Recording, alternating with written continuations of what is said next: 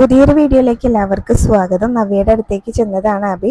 നവിക്ക് fruits എന്തൊക്കെ വായിൽ വെച്ച് കൊടുക്കുന്നുണ്ടായിരുന്നു. അപ്പോൾ നവിയാണെങ്കിലും അബിനോട് കഴിക്കാനൊക്കെ പറയുന്നുണ്ട്. അപ്പോൾ ഞാൻ എന്തിനാ ഇപ്പോൾ കഴിക്കുന്നത്, നീയല്ലേ ഈ സമയത്ത് ഇതൊക്കെ കഴിക്കേണ്ടതെന്ന് പറഞ്ഞിട്ട് നവിക്ക് അങ്ങ് കൊടുത്തുകൊണ്ടിരിക്കുകയാണ്. അപ്പോൾ നമ്മുടെ കുഞ്ഞ് നിന്നെ ശല്യം ചെയ്യുന്നുണ്ടോ എന്നൊക്കെ നവിയോട് ചോദിക്കുമ്പോൾ ഇടയ്ക്കൊക്കെ ചെയ്യുന്നുണ്ടെന്ന് പറയട്ടെ. അപ്പോൾ ഞാനൊന്ന് നോക്കട്ടെ എന്ന് പറഞ്ഞിട്ട് നവിയുടെ വയറുമ്മൽ ചെവിയൊക്കെ വെച്ച് നോക്കുന്നുണ്ടായിരുന്നു. അപ്പോൾ ഇത് കണ്ടുകൊണ്ടാണ് കേട്ടോ കനക അവിടേക്ക് അബിക്കുള്ള ജ്യൂസായിട്ട് വരുന്നത്. അപ്പോൾ അകത്തേക്ക് കയറാതെ അവിടെ തന്നെ നിൽക്കുന്നുണ്ടായിരുന്നു.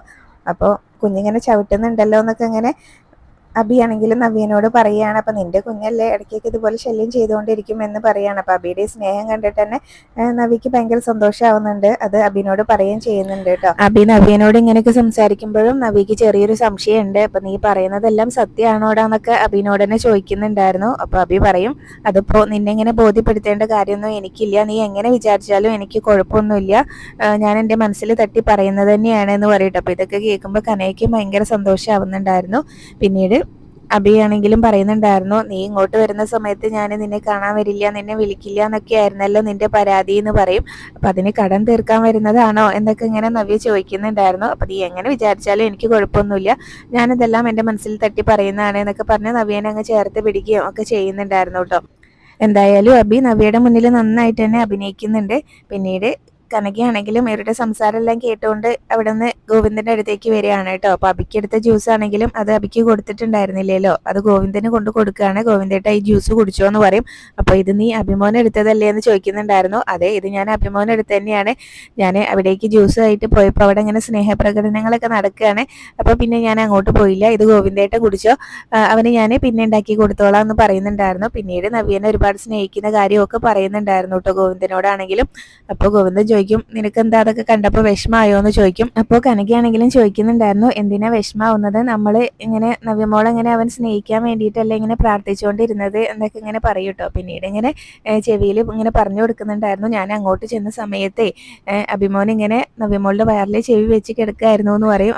അപ്പോൾ ഗോവിന്ദനാണെങ്കിലും പറയുന്നുണ്ടായിരുന്നു, ഇതിങ്ങനെ ചെവിയിൽ പറയേണ്ട കാര്യമൊന്നുമല്ല, ഇതൊക്കെ എല്ലാവരുടെ ജീവിതത്തിലും നടക്കുന്ന തന്നെയാണെന്ന് പറയും. നമ്മുടെ 3 മക്കളും നിന്റെ വയറ്റിലുണ്ടായ സമയത്ത് ഞാനും ഇതുപോലെയൊക്കെ ചെയ്യായിരുന്നല്ലോ, അതിങ്ങനെ നവ്യ നയനയൊക്കെ കണ്ടു പഠിച്ചിട്ടുണ്ട്, നന്ദു ഇങ്ങനെ നിന്റെ വയറ്റിൽ കിടന്ന സമയത്ത് എന്നിങ്ങനെ പറയുന്നുണ്ടായിരുന്നു കേട്ടോ. അപ്പം എന്തായാലും അവർക്കും ഭയങ്കര സന്തോഷമാണ് അപ്പം ഇങ്ങനെ നവ്യനെ സ്നേഹിക്കുന്നതിൽ.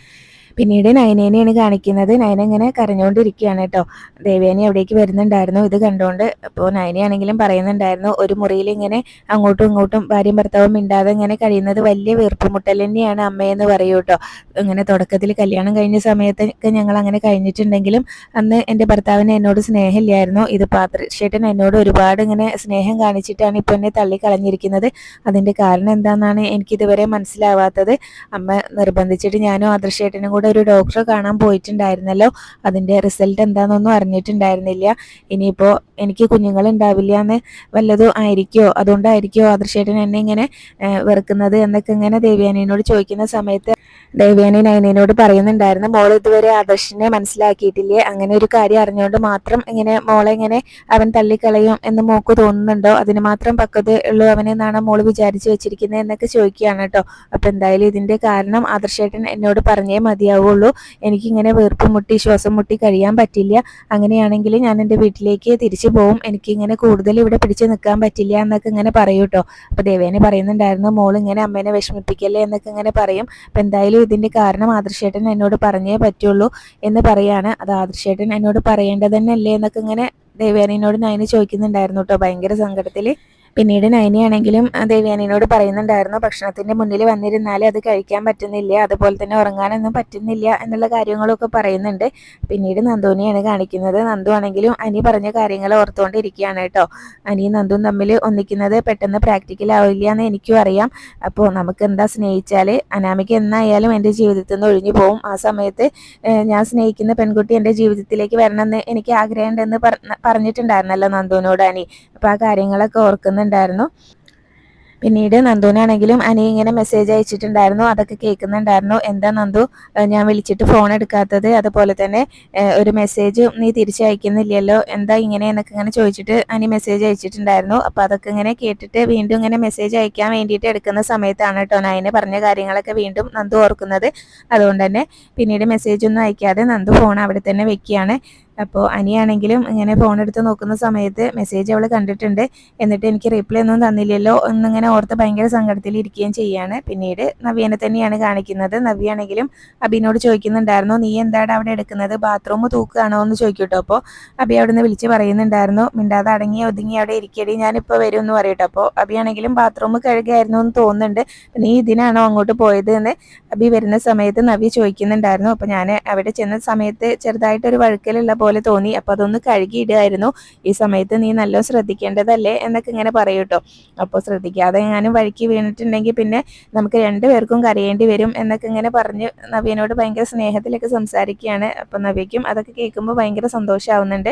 പിന്നീട് ഒരുപാട് സമയമായി ഞാൻ ഇങ്ങോട്ട് വന്നിട്ട് രാത്രിയായി, ഇനിയിപ്പോൾ തിരിച്ചു പോവാണെന്ന് പറയട്ടോ. അപ്പം ഇന്ന് പോകണ്ടെന്നൊക്കെ നവ്യ പറയുന്നുണ്ടെങ്കിലും അങ്ങനെ ഞാനിവിടെ നിൽക്കുന്നത് ശരിയല്ലല്ലോ എന്നൊക്കെ അബി പറഞ്ഞിട്ട് എന്തായാലും പോകണം എന്ന് പറയുകയാണ്. പിന്നീട് അബിയുടെ ഷർട്ടൊക്കെ നനഞ്ഞിട്ടുണ്ടായിരുന്നു, അത് മാറ്റണോ എന്ന് ചോദിക്കുന്നുണ്ട് കേട്ടോ. നിൻ്റെ 2-3 ഷർട്ട് ഇവിടെ ഉണ്ട് എന്ന് പറയുമ്പോൾ അത് വേണ്ട എന്ന് പറയാണ്. പിന്നീട് എന്തായാലും യാത്രയൊക്കെ പറഞ്ഞ് പോവാനായിട്ട് അബി ഇറങ്ങുന്നുണ്ടായിരുന്നു. അപ്പോൾ നവ്യേനെയും പിടിച്ചുകൊണ്ടാണ് കേട്ടോ അബി അങ്ങോട്ട് ചെല്ലുന്നത്. അപ്പോൾ ഗോവിന്ദനാണെങ്കിലും അവിടെ ഇരിക്കുന്നുണ്ട്. അപ്പോൾ പതുക്കെ നടന്നാൽ മതി എന്നൊക്കെ ഇങ്ങനെ പറയുന്നുണ്ടായിരുന്നു അബി നവ്യനോട്. അപ്പോൾ അതൊക്കെ കേൾക്കുമ്പോൾ ഗോവിന്ദനും ഭയങ്കര സന്തോഷമാവുന്നുണ്ട്.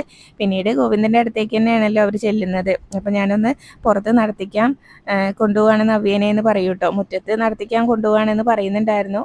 അപ്പോൾ ഈ രാത്രിയിലൊന്ന് നവ്യ ചോദിക്കും, ഇതിപ്പോൾ അധികം രാത്രിയൊന്നും ആയിട്ടില്ലല്ലോ, അപ്പോൾ എന്തായാലും ഇവിടെ ഒന്ന് നടത്തിക്കാന്ന് പറയുമ്പോൾ ഇവളെ നടത്തിക്കാനാണ് പാട്, രാവിലെ കഷ്ടപ്പെട്ടാണ് കനക ഇങ്ങനെ ഇവളെ വിളിച്ച് ഇങ്ങനെ നടത്തിക്കുന്നത് എന്നൊക്കെ പറയട്ടോ. അപ്പോൾ രാവിലെ എണീക്കാൻ മടിയാണ്, ഇവളെ 8 മണിക്കാരിയാണ്.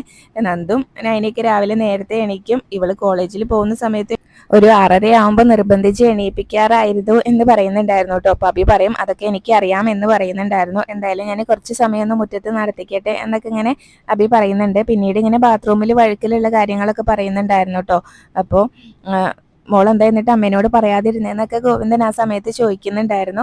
അപ്പോൾ ഇവളല്ലേ ഏത് സമയം ആ ബാത്റൂമിലേക്ക് പോകുന്നത്, ഇവൾ തന്നെ കാര്യങ്ങളൊക്കെ ചെയ്യട്ടെ, ഈ സമയത്ത് ഇങ്ങനെ കുനിയ എന്നിവരെയൊക്കെ ചെയ്യുന്നത് നല്ലതാണല്ലോ എന്ന് ഗോവിന്ദനോട് പറയുന്നുണ്ടായിരുന്നു കേട്ടോ. ഇപ്പം എന്തായാലും ഞാൻ ഇങ്ങനെ പോയ സമയത്ത് വഴുക്കൽ കണ്ടപ്പോൾ ഞാൻ തന്നെ ഒന്ന് കഴുകിയിട്ടിട്ടുണ്ട് എന്ന് പറയുമ്പോൾ മോനോ എന്നൊക്കെ ഇങ്ങനെ ചോദിക്കുന്നുണ്ടായിരുന്നു കേട്ടോ ഗോവിന്ദനും. അപ്പോൾ ഗോവിന്ദനും ഭയങ്കര സന്തോഷമാണ്. ഗോവിന്ദനും ഇങ്ങനെയൊക്കെ അഭി സംസാരിച്ചപ്പോൾ ഇങ്ങനെ മനസ്സിലിങ്ങനെ ഓർക്കുന്നുണ്ടായിരുന്നു, ഇന്ന് അഭിമോന് ഭയങ്കര മാറ്റമുണ്ടല്ലോ എന്നിങ്ങനെ ഓർക്കുന്നുണ്ടായിരുന്നു. പിന്നീട് അഭി തിരിച്ചു പോവാണ്.